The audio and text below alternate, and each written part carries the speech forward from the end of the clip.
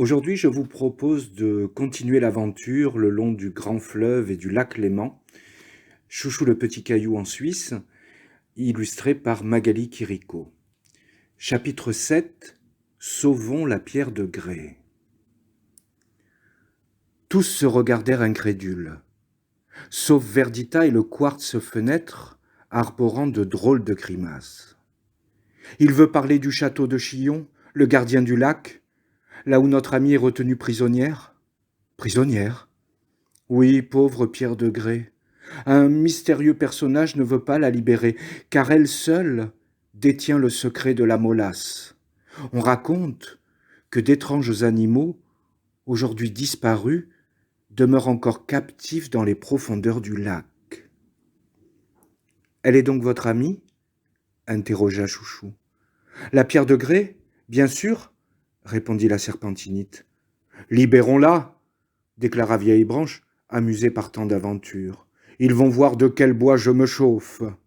D'accord, mais le château est posé sur l'eau du lac et les pierres coulent, répondit hésitant le petit quartz. C'est entendu, mais si mes frères les arbres se serrent les uns contre les autres, ils pourraient nous servir de radeau. Il vous suffira alors de me grimper sur le dos pour parvenir jusqu'à elle. Oh, en voilà une idée lumineuse, s'exclama Verdita. Bon, ça va, j'ai compris. On se reposera dans une autre vie, dit pensive et désabusée la petite ardoise encore fourbue de l'épopée sur le fleuve. Chapitre 8. L'évasion. Ils s'approchèrent sans bruit de la bâtisse impressionnante. Du haut des toits pointus, plusieurs siècles les contemplaient, mais nos amis n'avaient peur de rien.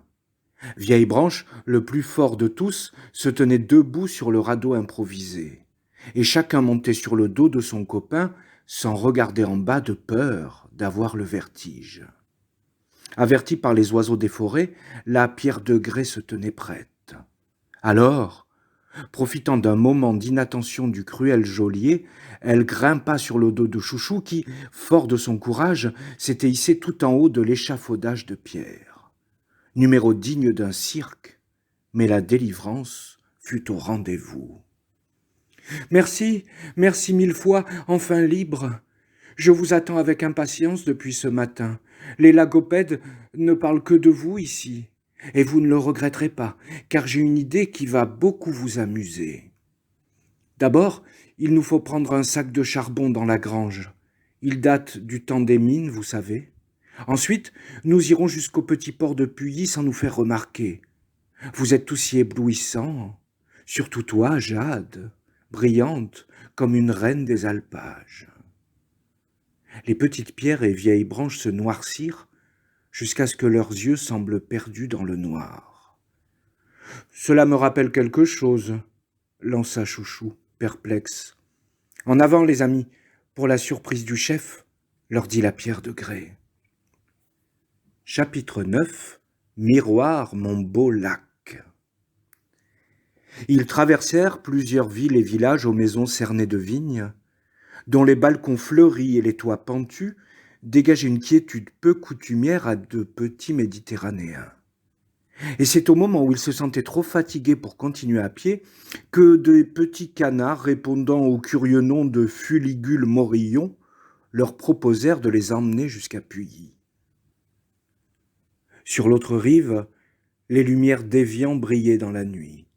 Elles semblaient lointaines, et la Pierre de Grès sourit à ce présage, car c'était le signe d'un temps radieux pour les jours à venir. Au bout d'une longue épopée lacustre et fraîche, l'aube, caressant maintenant les crêtes avoisinantes, celle-ci leur chuchota. « Nous sommes arrivés. Attendez-moi près des bateaux. Je reviens vous chercher. »